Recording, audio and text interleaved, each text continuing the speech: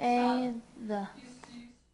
Of the 6 million disabled school children in the U.S., almost 3 million have learning disabilities, specific difficulties with reading, like Cade, but also problems with math and writing skills.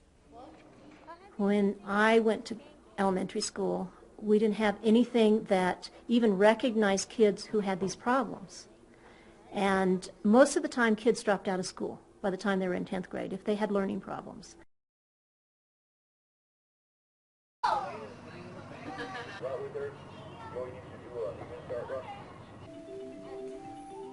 Rebecca Salazar was born with a rare genetic disease that caused weakness or paralysis of all her muscles. After a year in the hospital, Vicki and Mike Salazar brought her home to Bernalillo. They were among the first parents in New Mexico to care at home for a child totally dependent on a ventilator. Technology, coupled with incredible care from her family, her physician, and nurses, allowed Rebecca to live and thrive at Bernalillo High School, a rural school that celebrates its diversity.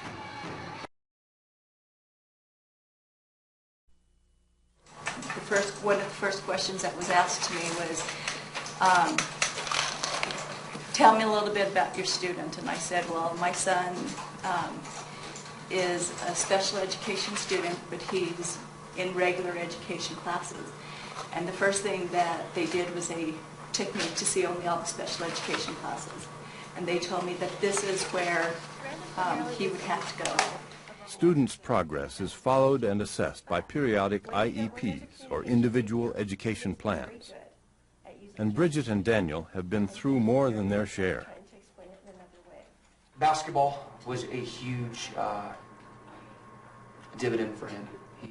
Next year, Brandon will be moving to middle school, a major transition in his life. And because the Villas have learned how the system works, and sometimes how it doesn't, it's always a stressful time for everyone. It's good for his socialization skills to be around the other children. It's good for the other children. It's good for their socialization skills also.